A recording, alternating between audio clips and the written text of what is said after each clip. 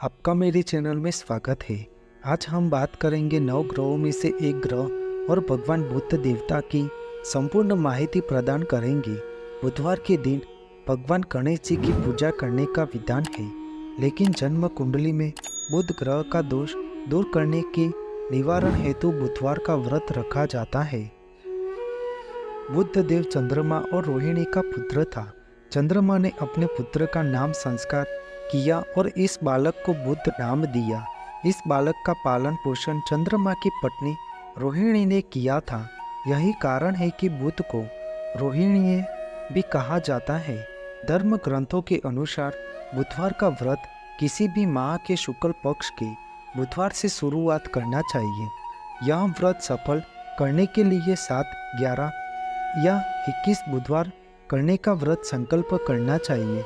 आखिरी बुधवार के दिन पूजा पाठ दान के बाद उद्यापन कर दे। बुधवार के दिन व्रत रखने पर जीवन में सुख समृद्धि आती है और समय मंगलमय रहता है और बुद्ध देव और गणेश जी की कृपा से हर मनोकामना पूर्ण होती है। व्रत के दिन बुध ग्रह से संबंधित वस्तुओं का दान भी किया जाता है। इस दिन पूजा के समय बुधवार व्रत कथा का श्रवण करते हैं, तभी व्रत का पूर्ण फल प्राप्त होता है। इस दिन व्रत रखने वाले लोगों को हरा कपड़ा, हरी मूंग दाल, गाय को हरा चारा खिलाना आदि दान करना चाहिए। बुधवार की व्रत कथा इस प्रकार है। पौराणिक कथा अनुसार मधुसूदन नाम का एक व्यक्ति समतापुर नगर में रहता था। उसका विवाह पास के गांव बलरामपुर की रहने वाली संगीता से हुआ था। वह सुंदर और सुशील गुणवान थी। एक दिन मधुसूदन अपनी पत्नी को साथ लाने के लिए अपने ससुराल पहुंचा और उसी दिन ही उसकी विदाई करने की जिद पर अड़ग रह गया। उस दिन बुधवार का दिन था। सभी ने बहुत समझाया कि बुधवार को बेटी अपने ससुराल नहीं जाती है, लेकिन मधुसूदन नहीं माना।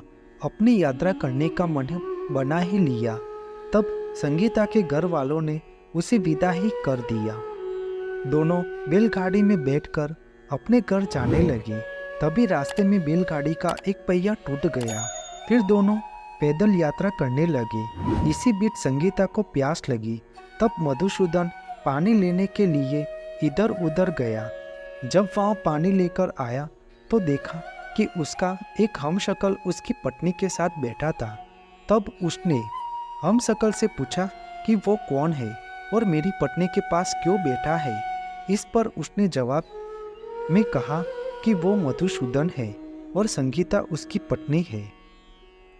तब मधुसूदन ने हमशक्ल से कहा कि वह झूठ बोल रहा है, वह पानी लेने गया था। तब हमशक्ल ने कहा कि मैंने तो पानी लाकर अपनी पत्नी को पिला भी दिया। तब दोनों के बीच संगीता के असली पति होने के लेकर झगड़ा होने लगा। तभी राजा के सिपाही वहां आ गए। उन्होंने संगीता से पूछा कि उसका असली पति कौन है। तब वह जवाब नहीं दे पाई, क्योंकि वो खुद दुविधा में पड़ गई थी। इस पर सिपाहियों ने उनको राजा के दरबार में पेश किया। पूरी बात सुनने के बाद राजा ने दोनों को जेल में डालने का आदेश कर दिया। तब मधुसूदन घबरा गया और बुद्ध देव को याद कर क्षमा मांगने लगा। तब आकाशवाणी हुई कि मधुसूदन, तुमने अपने ससुर और उनके परिवार की बात नहीं मानी। बुधवार को अपनी यात्रा की, इसलिए तुम्हारे साथ ऐसा हुआ है।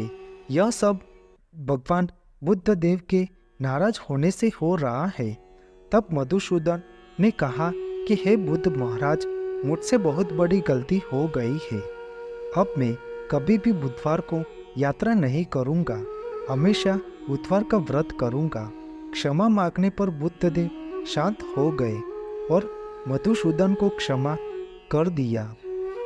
राजा के दरबार से मधुसूदन का हमशक्ल गायब हो गया।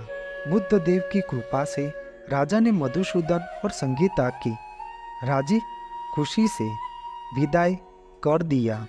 वहां से सब जब वह आगे बढ़े तो रास्ते में बैलगाड़ी भी सही सलामत हालत में मिल गए। उससे वहाँ दोनों क्षमतापूर्ण नगर आ गए। फिर वहाँ हर बुधवार का व्रत रखने लगे, जिससे उनका जीवन सुखमय हो गया। उनके काम काज में भी उन्नति होने लगी। जानकारी के लिए बताए तो बुद्ध देव की दादू पीतल मानी जाती है। उनका रत्न पन्ना है। वह ग्रह जब किसी की कुंडली में शुभ होता है तो व्यक्ति की वाणी प्रभावी होती है और वह सबका प्रिय होता है। वह बुद्ध का गणित पर भी अधिकार होने के कारण यह जातक को अच्छा ज्योतिषी भी बनाते हैं। बुध ग्रह अशुभ प्रभाव में हो तो जातक को त्वचा रोग होता है और वह बार बार मौसमी बीमारी का शिकार होता है।